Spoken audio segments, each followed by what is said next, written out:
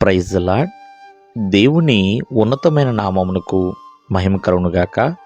ప్రభు నామమున మీ అందరికీ హృదయపూర్వక వందనాలు. ఈ ఉదయకాలము దేవుని వాక్యాన్ని విందాం. తెస్సలోనీయులకు రాసిన మొదటి పత్రిక 4వ అధ్యాయము 4వ వచనము.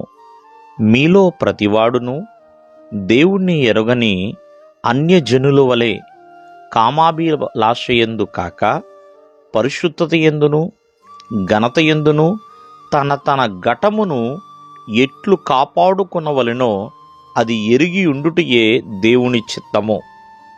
ప్రియమైన వల్లరా, ఇక్కడ దేవుని చిత్తం ఏంటనేది ఇక్కడ స్పష్టంగా మనకు తెలుస్తుందండి.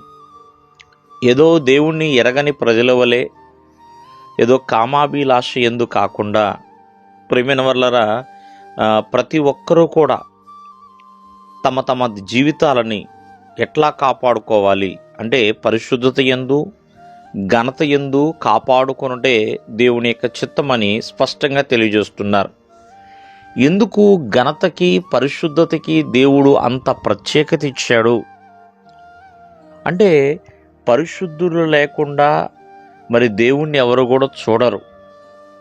పరిశుద్ధత లేకుండా ప్రియమైన వల్లరా దేవునికి ఇష్టడై ఉండుట అసాధ్యము అని దేవుని యొక్క వాక్యం సెలవిస్తుంది.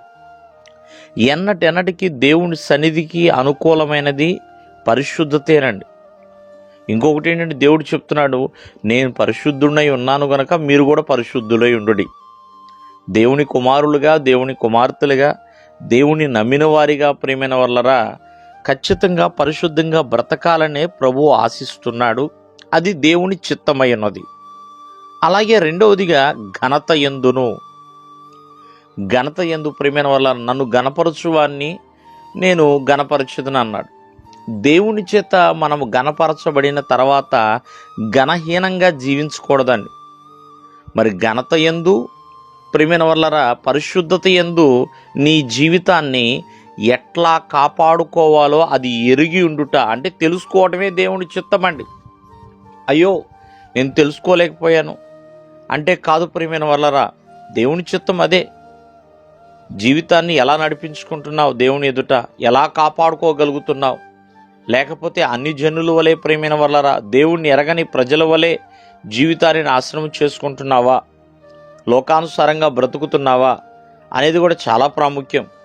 ఉపవాసాలుండి ప్రార్థన చేయటమో లేకపోతే శ్రమల కాలం పాటించటమో ప్రియమైన వల్లరా మానకుండా మందిరానికి రావటమో ప్రాముఖ్యం కాదు. కానీ అన్నిటికంటే ప్రాముఖ్యంగా నీ జీవితము ఎట్లు కాపాడుకుంటున్నావు, నీ జీవితంలో పరిశుద్ధత, దేవుడిచ్చే ఘనత అనేది ఉన్నదా లేనిదా అనేది ఆలోచన చేయాలి. అలా జీవించుట దేవుని చిత్తము.